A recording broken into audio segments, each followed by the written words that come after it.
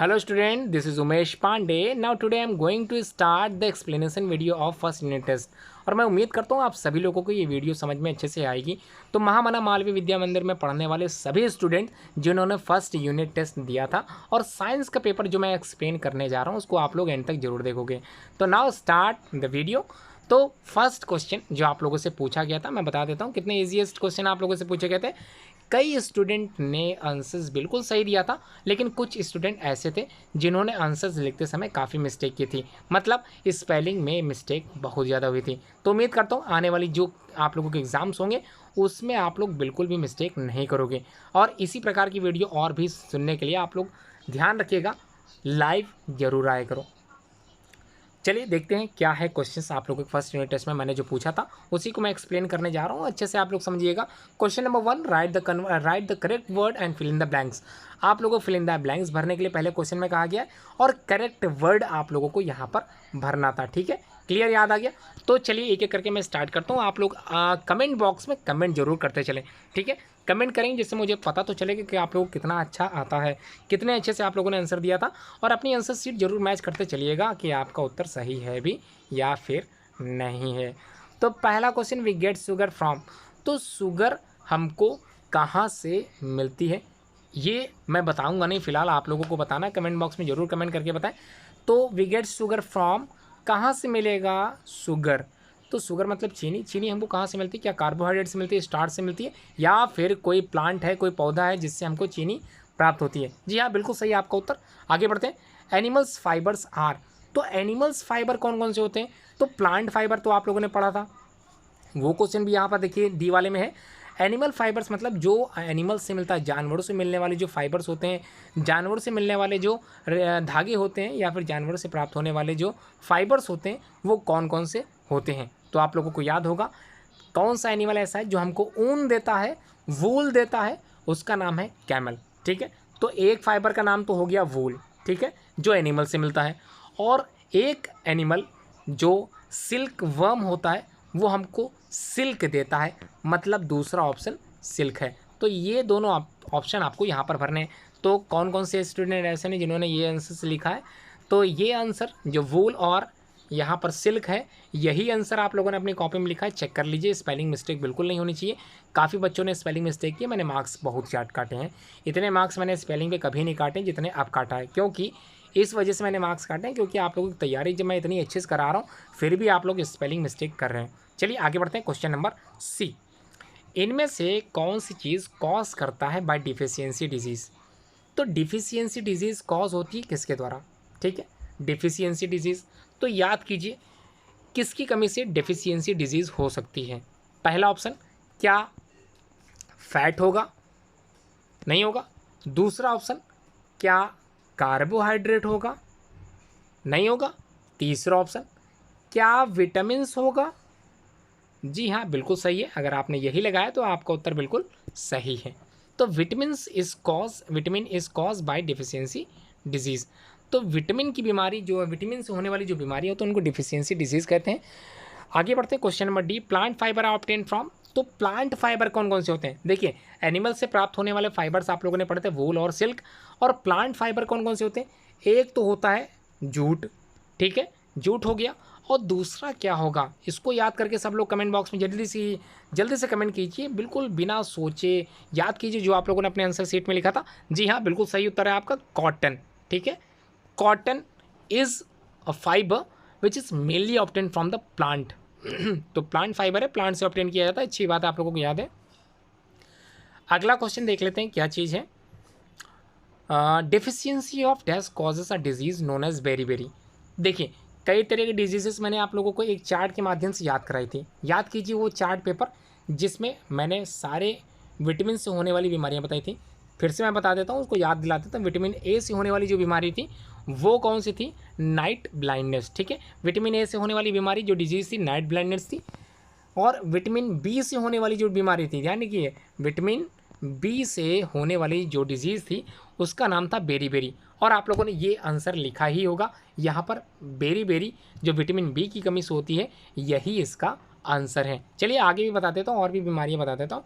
Vitamin C से होने वाली बीमारी जो थी वो थी स्कर्वी। ठीक है, क्या थी? स्कर्वी। और विटामिन डी की कमी से होने वाली कौन सी बीमारी थी, वो थी रिकेट्स। ठीक है, काफ़ी बीमारियां मैंने पढ़ाई थी आप लोगों को, चार्ट पेपर भी बनवाया था, प्रोजेक्ट में भी इस तरह का प्रोजेक्ट मैंने दिया भी था जिसमें आप लोगों को विटामिन से होने वाली बीमारियां अच्छे से पता चल पाएँ। तो उम्मीद करता हूँ आप लोगों के आंसर्स बिल्कुल सही होंगे और उम्मीद ये भी करता हूँ आप लोगों ने मार्क्स भी अच्छे गेन किए होंगे। आप लोगों को पेरेंट टीचर मीटिंग में आपके मार्क्स बताए जाएंगे। अगर आपको लगता है साइंस में आपके नंबर काफ़ी कम आए तो आप लोग कांटेक्ट कर सकते हो अपने जो पेरेंट्स से, मुझे बात करने के लिए कह भी सकते हो, मैं बात कर लूँगा और आप लोगों की जो समस्याएं हैं, जो कमियां हैं, वो भी मैं बता दूंगा। ठीक है, घबराने की कोई आवश्यकता नहीं है, आगे आने वाली तैयारी भी मैं आप लोगों को और अच्छे से कराने वाला हूँ।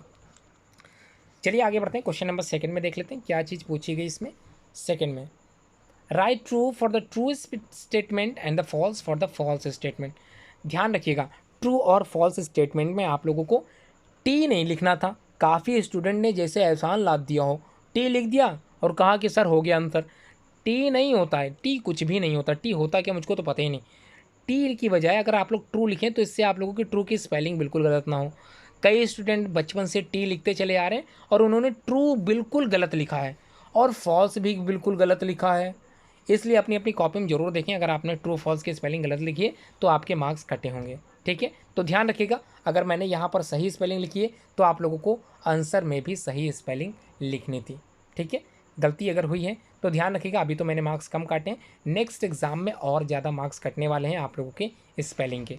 तो स्पेलिंग बिल्कुल भी आप लोगों को मैं क्षमा बिल्कुल नहीं करने वाला हूँ स्पेलिंग्स पे। आप लोग ध्यान रखिएगा, रोज़ पर डे एक्टिविटी बना लीजिए, एक पेज तो ज़रूर लिखा कीजिए। ठीक है, क्वेश्चन क्या है फर्स्ट देख लेते हैं स्टेट ट्रू फॉल्स में। पहला जो क्वेश्चन है, yarn is made from fibres. तो यार्न जो होता है ये क्या फाइबर्स का ही बना होता है, फाइबर से बना होता है। तो आप लोगों ने पढ़ा ही था, तो फैब्रिक बनाते समय हम लोग फाइबर पढ़ते हैं और फाइबर का इस्तेमाल जाहिर सी बात है यार्न से ही किया जाता है। तो इसका आंसर था ट्रू। ठीक है, अगर आपने ट्रू लगाया है तो कमेंट बॉक्स में ज़रूर बताएं कि आपका उत्तर सही है। जल्दी से कमेंट कीजिए, करते चलिए और बताते चलिए आपने क्या लिखा। Second question, deficiency disease can be prevented by eating balance diet. तो कई तरह की डेफिशिएंसी डिजीज़ेस, इनको हम लोग प्रिवेंट कर सकते हैं, इनको हम लोग रोक सकते हैं, इन समस्या से हम लोग बचाव कर सकते हैं अगर हम लोग बैलेंस डाइट लेते हैं। और बैलेंस डाइट तो आप लोगों ने पढ़ ही लिया होगा, क्लास 5th में भी बैलेंस डाइट आप लोगों ने पढ़ा होगा, क्लास 4th में भी आप लोगों ने बैलेंस डाइट समझा होगा। तो बैलेंस डाइट होता क्या है मैं बता देता हूँ। अच्छा, बैलेंस डाइट से पहले मैं ये बता देता हूँ कि फास्ट फूड, चाइनीज़ फूड जो आप लोग खाते हो वो आप लोगों की सेहत के लिए बहुत ही ज़्यादा हानिकारक होते हैं। इनको आप लोग डेली यूज़ में बिल्कुल मत लाइए। चाउमीन वगैरह, नूडल्स वगैरह, इसको डेली यूज़ बिल्कुल मत कीजिए। वीकली आप लोग खा सकते हैं, मंथली आप लोग खा सकते हैं। पास्ता, मैगी, चाउमीन अगर आप लोग खाते हैं तो एक दिन खा सकते हैं वीकली, और जब बनाएं तो मुझे ज़रूर बताएं। वैसे तो लॉकडाउन चल रहा है, मैं आ नहीं सकता किसी के घर।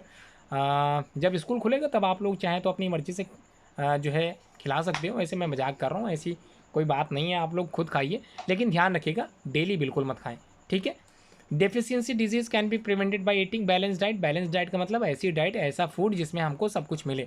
तो सब कुछ का मतलब जिसमें फाइबर हो, जिसमें प्रोटीन हो, जिसमें मिनरल्स हो, जिसमें विटामिन्स हो, जिसमें कार्बोहाइड्रेट हो, जिसमें प्रोटीन हो। तो ये सब कुछ जिसमें हो उसे ही बोलते हैं बैलेंस्ड डाइट। क्लियर हो गया? तो इसका मतलब ये भी ट्रू हो गया, बिल्कुल ट्रू है। अगर आपने उत्तर ट्रू लगाया है तो बता दूं बिल्कुल आपका आंसर सही है। क्वेश्चन नंबर सी देख लेते हैं सेकंड का। Weaving of yarns weaving of yarn makes a piece of fabric. तो ये तो बिल्कुल सही लग रहा है, अभी आप लोगों ने पढ़ा था yarn is basically made up from fibre से बने होते हैं, और इसी वेविंग ऑफ यार्न्स को हम लोग आगे चल के क्या मानते हैं, पीस ऑफ फैब्रिक जो तैयार होता है, फाइबर से फैब्रिक बनता है, ये इसी वेविंग ऑफ यार्न से ही तैयार होता है। बिल्कुल ट्रू आंसर है इसका। अगर आप लोगों ने फॉल्स लगा दिए तो आपका उत्तर गलत हो सकता है, तो कमेंट में जरूर बताते चलें कि आपका सही है कि नहीं सही है। अपनी कॉपी आंसर शीट जरूर चेक करते चलें, क्योंकि आपकी कॉपी ऑनलाइन मैंने चेक कर दी है, आप लोग अपनी आंसर शीट में चेक कर सकते हैं। ठीक है, अगला क्वेश्चन डी देख लेते हैं। Polyester is a natural fibre. तो देखिए, आप लोगों ने नेचुरल फाइबर्स कई तरह के पढ़े थे, जिसमें प्लांट मेड फाइबर था, एनिमल मेड फाइबर था, वो दोनों ही फाइबर नेचुरली थे। ठीक है, तो नेचुरली जिसमें जूट हो गया, सिल्क हो गया, वूल हो गया और कॉटन हो गया, these are the common natural fibres. और रिमेनिंग दीज ऑल मतलब इनके अलावा जितने भी फाइबर्स आप लोगों ने पढ़े थे, पॉलीस्टर, नायलॉन, रेयॉन, एक्रिलिक, ये सारे सारे के सारे कैसे थे, आर्टिफिशियल थे, सिंथेटिक थे, मैन मेड थे, तो वो बिल्कुल अलग थे। तो polyester is also a type of synthetic fibre, जबकि यहाँ पर नेचुरल लिखा है। तो बता देता हूँ, उत्तर है फॉल्स। क्या है? फॉल्स। तो अगर आपने फॉल्स लगाया तो आपका उत्तर बिल्कुल सही है। अपनी कॉपी में जरूर चेक करके यहाँ पे कमेंट जरूर करें कि आपका सही है आंसर या फिर आपने गलती कर दी। आगे बढ़ते हैं। आगे है, jute is the outer covering of coconut. तो कोकोनट किसने किसने खाया? कमेंट बॉक्स में पहले तो कमेंट करके बता दें कि कोकोनट आप लोगों ने खाया है। अगर आपने कोकोनट ऑयल अपने सर में लगाया है तब भी कमेंट करके बता सकते हैं कि कोकोनट ऑयल आपने सर में लगाया है। तो बालों में लगाया होगा, कुछ लोगों ने तो यहाँ लगाया होगा। कमेंट बॉक्स में कमेंट काफ़ी आ रहे हैं, अच्छी बात है। तो जूट जो होता है वो होता है एक पौधे का स्टेम, ठीक है। तो स्टेम से बनता है, जबकि कोकोनट अपने आप में एक फ्रूट होता है, फल होता है। तो ये तो बिल्कुल फॉल्स हो गया। अगर आपने फॉल्स लगाया तो उत्तर आपका बिल्कुल सही है, लेकिन अगर आपने इसको ट्रू कर दिया है तो अफसोस, ये आपका आंसर गलत है। चलिए अगले क्वेश्चन पे चलते हैं। Match the following columns. यहाँ पर कई बच्चे गलत किए हैं, अफसोस। क्लास 5th तक तो समस्याएं समझ में आती हैं। क्लास 5th में तो आप लोगों की जो समस्याएं रहती हैं मैच द फॉलोइंग कॉलम्स की, वो तो समझ में आती है। लेकिन अब आप लोग बड़ी क्लास में पहुंच चुके हैं, क्लास 6 में आ चुके हैं। ऐसी मिस्टेक बिल्कुल आप लोग मत किया कीजिए। मैच द फॉलोइंग कॉलम्स में हमेशा आंसर सामने लिखा करिए। वर्ड जो भी दिया गया उसी के आंसर आपको आंसर सही वाला लिखना होता है। तो कई स्टूडेंट ऐसे थे जिन्होंने डायरेक्ट वर्ड के आगे राइट आंसर लिखा है, ठीक है, जो कि बिल्कुल सही है। मैंने चेक भी किया है बिल्कुल अच्छे ढंग से। और कई स्टूडेंट देखिए किस प्रकार से जो है कंफ्यूज कर देते हैं टीचर को, लगाते कैसे, देखिए बिल्कुल इसी तरह से लगाते हैं जैसे मैं बता रहा हूँ। कई स्टूडेंट बच्चे मैच करते कैसे हैं, ऐसे ले जाएंगे, ऐसे ले जाएंगे, ऐसे ले जाएंगे और ऐसे लगाएंगे, ठीक है। यहाँ तक तो समझ में आ गया। और बी का कैसे लगाएंगे, देखिए ऐसे गए, ऐसे गए, ऐसे गए और ऐसे लगा दिया बी का। सी का ऐसे गए, ऐसे गए और सी लग गया। डी का ऐसे ऐसे ऐसे लगा दिया और ई का ऐसे लगा दिया। तो क्या आप समझ पा रहे हैं कौन सा आंसर किसका है? मुझे तो बिल्कुल समझ में नहीं आ रहा। अगर आप लोग ऐसे समझ पाएंगे, अगर आपको नंबर देने के लिए मौका मिल जाए तो आप लोग कितने मार्क्स दोगे ये तो मैं भी नहीं जानता। फिलहाल मैंने मार्क्स इस पर काटे नहीं है। नेक्स्ट टाइम ध्यान रखिएगा कि इस प्रकार से बिल्कुल गलती मत करिए। जो भी क्वेश्चन है उसके आंसर डायरेक्ट आंसर सामने लिखिए, मैं समझ जाऊँगा। तो मैं क्वेश्चन समझाने जा रहा हूँ एक एक करके। मिल्क, कर्ड, पनीर और घी, ये सभी हमको कहाँ से मिलते हैं? एनिमल्स से मिलते हैं। These are animal product. तो उम्मीद है आप लोगों को मिल गया होगा आंसर। कहाँ मिला? Animal product. तो these are all animal product, बिल्कुल सही है। आगे बढ़ते हैं। Spinach, cauliflower and the carrot, ये तीनों चीज़ें क्या हैं? क्या ये प्लांट हैं और साथ में प्लांट पार्ट है? क्या लगता है आप लोगों को ऐसा कुछ? तो बता दूं बिल्कुल आपका आंसर सही है। ईट, प्लांट एंड प्लांट पार्ट। तो दीज आर प्लांट्स हैं और साथ में प्लांट के पार्ट हैं। आगे बढ़ते हैं। Lions and tigers. तो लायंस और टाइगर जो होते हैं ये क्या करते हैं? दूसरे ऑर्गेनिज्म को, दूसरे एनिमल को खा जाते हैं।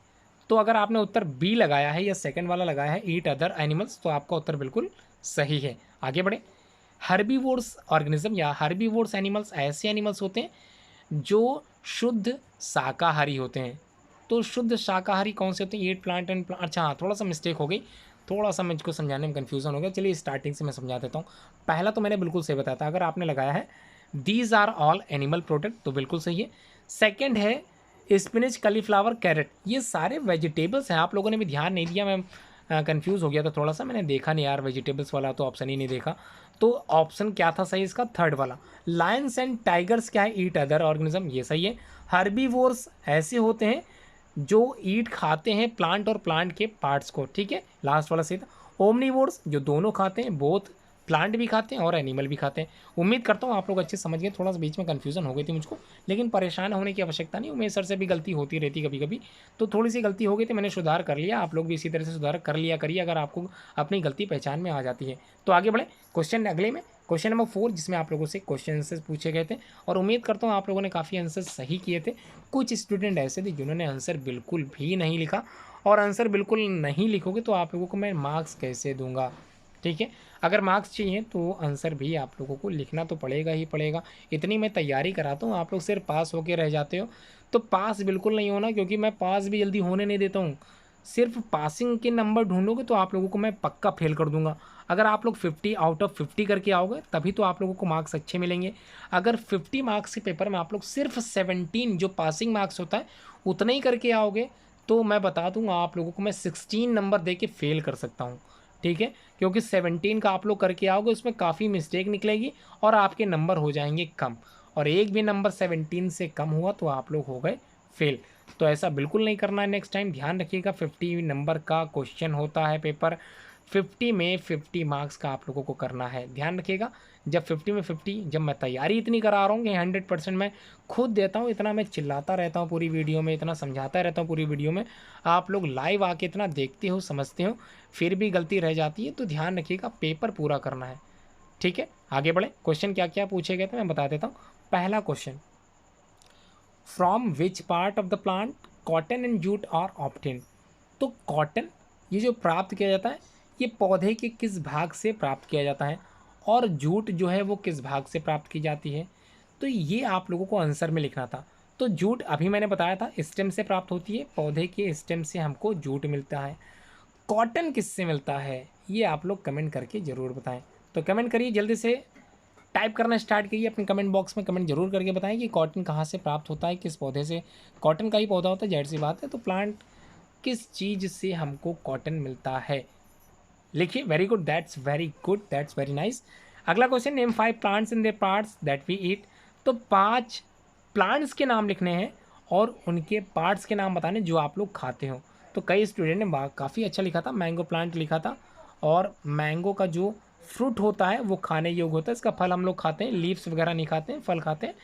इसी तरह से आप लोगों को एग्जाम्पल के तौर पर 5 प्लांट्स के नेम लिखने थे, सभी ने लिखे हैं आंसर, सभी का मोस्टली ये सही था। कुछ स्टूडेंट ऐसे थे बिल्कुल भी उन्होंने आंसर लिखा ही नहीं, वो सिर्फ पास होके बैठ गए हैं। लेकिन ध्यान रखें, अगर ऐसा आप लोगों ने किया तो आप लोग पास बिल्कुल नहीं हो, क्योंकि नंबर तो मैंने काफ़ी काटे हैं। अगला, name 5 plants and their parts that we eat, ये आप लोगों ने सही लिखा है अगर आपने स्टार्ट किया था। काफ़ी स्टूडेंट ने इस पर मार्क्स अच्छे पाए हैं। अगला क्वेश्चन है, C name the major nutrients in our food. तो हमारे जो भोजन है, हमारा जो भोजन है उसमें जो मेजर न्यूट्रिएंट्स पाए जाते हैं, मेजर कंपोनेंट्स पाए जाते हैं, उनके नाम आप लोगों को लिखने थे। तो आप लोगों को याद आ रहा होगा आप लोगों ने क्या क्या लिखा था। आप लोगों ने लिखा होगा फैट, आप लोगों ने लिखा होगा कार्बोहाइड्रेट, आप लोगों ने लिखा होगा प्रोटीन, आप लोगों ने लिखा होगा विटामिन्स, आप लोगों ने लिखा होगा फाइबर, आप लोगों ने लिखा होगा मिनरल्स, और आप लोगों ने लिखा होगा water. These are common 7 component of food जो आप लोगों के भोजन में मिलते हैं। ठीक है, समझ में आ गया। क्वेश्चन नंबर ए हो गया, क्वेश्चन नंबर बी हो गया, क्वेश्चन नंबर सी हो गया। अब बात कर लेते हैं क्वेश्चन नंबर डी की। तो क्वेश्चन नंबर डी को एक्सप्लेन करने से पहले मैं बता देता हूँ, अगर आप लोगों ने चैनल सब्सक्राइब नहीं किया तो चैनल को जरूर सब्सक्राइब कर लें, और ध्यान रहे वीडियो अगर अच्छी लगे तो लाइक ज़रूर करिएगा, और आगे शेयर जरूर कीजिएगा, अपने दोस्तों से शेयर करिएगा जो इस वीडियो में लाइव नहीं आ पाए। अगर आपके रिलेटिव्स में से कोई स्टूडेंट ऐसा है जो क्लास 6 में पढ़ता है तो आप लोग ये वीडियो उसको भेज सकते हैं, क्योंकि आप में भी NCERT बुक्स अवेलेबल हैं। NCERT बुक आप लोगों में भी चलती है, और काफ़ी स्कूल्स में NCERT की किताबें चल रही हैं। आगे बढ़े, name 2 food each rich in. तो आप लोगों को यहाँ पर 3 क्वेश्चन में मतलब 3 ऑप्शन है, 2 फूड ईच रिच इन। तो दो फूड लिखने हैं, फूड आइटम्स लिखने हैं जिसमें ये चीज़ पाई जाती है। तो फैट किसमें ज़्यादा पाया जाता है। तो फैट मतलब ऑयली प्रोडक्ट। तो ऑयली प्रोडक्ट जिसमें आप लोग लिख सकते हो कोई भी ऑयली प्रोडक्ट का नाम यहाँ पर लिख सकते हो। Mustard is also a common type of fat diseases, diseases नहीं, फैट कंटेंट न्यूट्रिएंट कहला सकता है। ठीक है, तो फैट में 2 फूड के नाम लिखने, तो फूड मटेरियल के नाम लिखने। उसी तरह से स्टार्च यानी कि कार्बोहाइड्रेट के 2 फूड मटेरियल्स आप लोगों को लिखने। उसी तरह तीसरा है प्रोटीन, तो प्रोटीन के भी 2 फूड आइटम्स के नेम आप लोगों को लिखने हैं। ठीक है, ये आप लोगों ने लिखा था प्रोटीन से रिलेटेड, आप लोगों ने काफ़ी आंसर सही लिखा था। बहुत से स्टूडेंट ने मिल्क लिखा था, बता दूं बिल्कुल आंसर आपका सही था। ठीक है, soybean also is common example, और एग्स वगैरह में भी प्रोटीन पाई जाती है, आप लोगों ने बिल्कुल सही लिखा। स्टार्च में आप लोग बनानास भी लिख सकते हैं, राइस भी लिख सकते हैं, काफ़ी कुछ सही था आप लोगों का। ठीक है, सारे आंसर आप लोगों को सही थे। ये क्वेश्चन मैंने इतने अच्छे से पढ़ाया था कि आप लोगों ने आंसर बिल्कुल सही लिखा है। अगला क्वेश्चन है, classify the following fibres as is natural और सिंथेटिक। तो नेचुरल फाइबर्स तो अभी आप लोगों ने पढ़ा था, याद कीजिए। एनिमल और प्लांट से मिलने वाले फाइबर्स ही हम लोग नेचुरल फाइबर के अंतर्गत पढ़ते हैं। तो कौन कौन से होते हैं, चलिए इसको भी देख लेते हैं। देखिए, वूल नेचुरल है, कॉटन नेचुरल है, सिल्क नेचुरल है और जूट भी नेचुरल है। तो ये चारों तो नेचुरल हो गए। बचे क्या, नायलॉन और पॉलीस्टर बचे, ये दोनों हैं सिंथेटिक फाइबर। तो कई स्टूडेंट ने सिंथेटिक की स्पेलिंग गलत की है, फाइबर्स की स्पेलिंग गलत की है। आप लोगों ने अगर फाइबर्स की स्पेलिंग गलत की है तो अपनी कॉपी में ज़रूर चेक कर लें। काफ़ी स्टूडेंट के मार्क्स मैंने फाइबर्स के काटे हैं। जब मैंने लिखते समय गलती नहीं की, फाइबर्स जब मैंने सही लिखा तो आप लोगों को देख के लिखना चाहिए था। इसलिए उम्मीद करता हूँ अगले एग्ज़ाम में आप लोग अपनी मिस्टेक्स को ज़रूर सुधारोगे और आने वाली जितनी भी वीडियोस हैं, जितनी भी एक्सप्लेनेशंस क्लासेस वाली वीडियोस हैं, लाइव वीडियोस हैं, आप लोग लाइव आकर वीडियो देखोगे। क्योंकि जो भी स्टूडेंट लाइव आकर मेरी वीडियो देखता है उसको असाइनमेंट में मैं मार्क्स अच्छे देता हूँ। और जो मेरी वीडियो को प्रॉपर नहीं देखता है, लाइव आकर टाइम पे नहीं आता है, बाद में देखता है वीडियो, उसको मैंने मार्क्स असाइनमेंट में कम दिए हैं। कई स्टूडेंट की समस्याएं थी, उन्होंने अपनी समस्याएं मुझे बताई थी। जिन्होंने बताई थी उनके तो मार्क्स अच्छे आए हैं, लेकिन जिन्होंने समस्याएं बताना बिल्कुल भी सही नहीं समझा, वो बिल्कुल भी लाइव नहीं आते थे, बाद में शायद ही देखते थे, उनको मार्क्स कम दिए मैंने। और मैं उम्मीद करता हूँ आज की वीडियो आप लोगों को अच्छे से समझ में आ गई होगी। फर्स्ट यूनिट टेस्ट की इस एक्सप्लेनेशन वीडियो आप लोगों को अच्छे से समझ में आ गई होगी। इसको अपनी फेयर कॉपी में ज़रूर लिख लें, क्योंकि आने वाले समय में आप लोगों के ऑफलाइन जब एग्ज़ाम होंगे उससे पहले आप लोग जब स्कूल आना चालू करोगे तो आप लोगों के आंसर शीट को जमा किया जाएगा। और जिसने सबमिट नहीं किया तो बता दूं, नेक्स्ट एग्ज़ाम के प्रोजेक्ट और असाइनमेंट में बिल्कुल भी मैं मार्क्स नहीं दूंगा। अगर किसी की आंसर शीट खो गई है तो ध्यान रखें, आप लोगों ने नेट पे भेजा है, ऑनलाइन मैंने ऑनलाइन कॉपी चेक की है, उसमें मैंने अच्छे मार्क्स दिए, मैं बिल्कुल ज़ीरो कर दूंगा। इसलिए कॉपी संभाल के रखें और उसको स्कूल में जब स्कूल से नोटिस आएगी आप लोगों को जमा करने वाली, तो उस समय आप लोगों को जमा करना है। तो अच्छे से समझ में आया? सब लोग कमेंट बॉक्स में ज़रूर कमेंट करके बताएं कि आप लोगों को वीडियो समझ में आई या नहीं आई। अगर आपको आ गई तो ये अच्छी बात है, वीडियो को लाइक ज़रूर करें और शेयर ज़रूर करें और आने वाली वीडियोज़ में लाइव बने रहें। Thanks for watching this video.